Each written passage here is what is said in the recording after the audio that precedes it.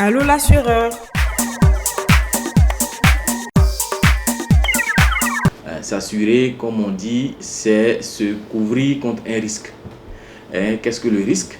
Le risque, c'est la probabilité qu'un événement vienne affecter la capacité d'une personne physique ou morale à atteindre ses objectifs. Donc, comme nous sommes malades, on ne peut pas atteindre effectivement ces objectifs.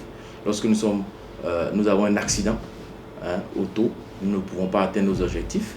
Lorsqu'il y a un incendie dans une usine, vous savez bien que les objectifs ne peuvent pas être atteints. Ainsi donc, le code définit deux grandes branches. Nous avons l'article 328 qui le définit très bien, la branche dommage, donc généralement appelée TIAD, donc transport, incendie, risques divers, dommages, et la branche vie qui est composée, je dirais, des branches décès, capitalisation, des risques liés au fonds d'investissement, et nous avons aussi des opérations tontinières. La situation aujourd'hui, je peux dire, n'est pas très reluisante parce qu'on a aujourd'hui le taux de pénétration de l'assurance qui est de 1,76, à peine 2%. Ça veut dire qu'il y a à peine 2% de la population qui sont assurés. Mais en réalité, nous pouvons dire que ce fait-là est dû probablement à la méconnaissance des produits ou des assurés, parce que vous savez, nous en tant que conseillers, lorsque nous passons en prospection par exemple, lorsque nous expliquons les produits, l'assuré, 8 assurés se disent mais on ne savait pas. Il faut relativiser. C'est vrai que nous sommes dans une économie de marché, mais les tarifs sont régis par l'autorité de contrôle, comme je vous ai dit, la direction des assurances.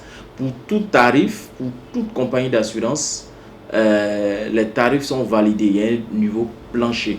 Mais globalement, les gens ont déjà une appréhension.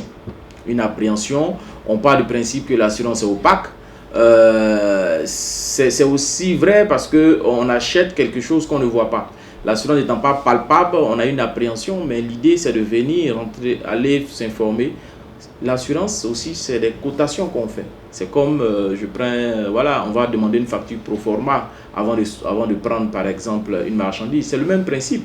On va, en fonction de son besoin, on va dans une compagnie d'assurance ou chez un intermédiaire, chez un courtier. Voilà mon besoin. Je souhaite effectivement, par exemple, construire une maison. Quelles sont les garanties que vous me proposez? On va vous lister les garanties. Je suis malade. Ou du moins, non, je suis bien portant, parce que aussi c'est important, on ne prend pas l'assurance santé parce qu'on est malade, on prend l'assurance santé plutôt parce qu'on est bien portant. Quels sont les types de garanties, les propositions que vous faites? C'est un contrat, tiers payant, c'est un contrat avec une territorialité ivoirienne, c'est un contrat avec une territorialité monde entier. Donc l'idée, c'est que vous venez vers les spécialistes qui sont les assureurs et les intermédiaires, et nous vous conseillons les produits qu'il vous faut. Donc l'assurance n'est pas chère, je vous rassure. La plupart du temps, les internautes, ou du moins la plupart des personnes se plaignent au niveau des sinistres.